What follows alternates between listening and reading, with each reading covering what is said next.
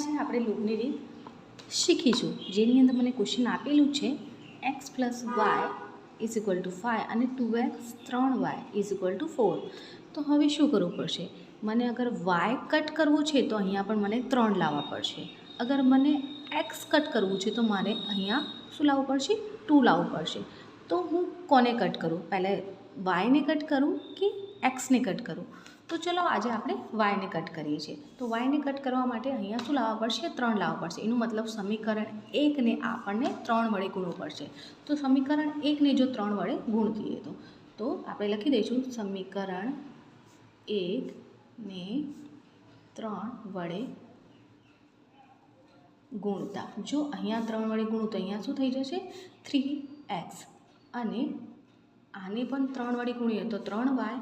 અને જો આને 3 વડે ગુણીએ તો કેટલા થઈ જશે? 15. નીચે જેવું છે એવું ને એવું લખી દેવાનું.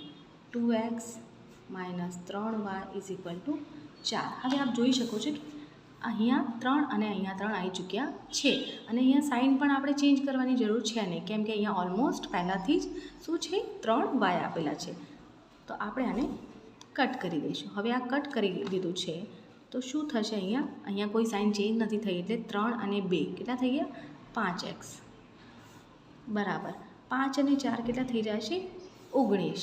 તો આપણે x = કેવું થશે? 19 જે છે એ ઉપરને ઉપર રહેશે અને આ 5 છે એની નીચે જતું રહેશે. તો આપણા પાસે xની વેલ્યુ કેટલી મળી છે? 19/5. હવે x મળી ગયું છે, તે જ રીતે આપણે y શોધી નાખીએ. હવે શું કરીએ? x = 19/5. હવે ગમે તે સમીકરણમાં આપણે મૂકી શકીએ છીએ. સમીકરણ 1માં મૂકવું છે કે સમીકરણ 2માં મૂકવું છે, ગમે તે આપણે મૂકીએ તો આન્સર આવી જશે.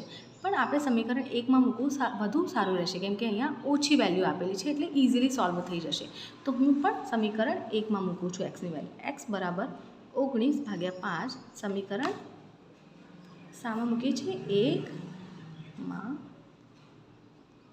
મૂકતા x + y = 5. x બરાબર હવે શું મૂકવું છે આપણે? 19/5. y આપને આપેલ નથી, એ તો આપણે શોધવાનું છે. અને 5 એવા ને એવા. હવે શું કરીએ? આ 19/5 છે એને આપણે આ સાઈડમાં લઈ જઈએ. તો y એવા ને એવા મૂકીએ, 5 મૂકી દઈએ અને આ અહીં આવી જશે એટલે શું થઈ જશે? માઇનસમાં થઈ જશે. તો 19/5 શું કર્યું મેં?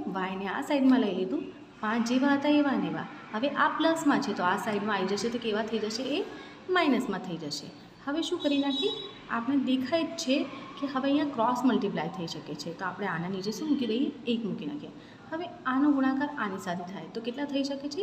પાયો પાયો 25. હવે 1નો ગુણાકાર અગર હું 19 સાથે કરું તો શું થશે? 19 જ થશે.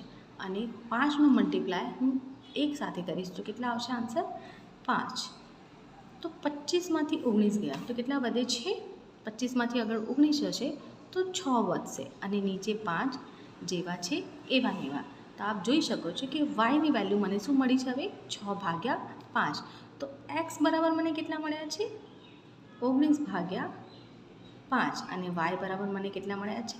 6/5. આ રીતે લૂપની રીત સોલ્વ થાય છે.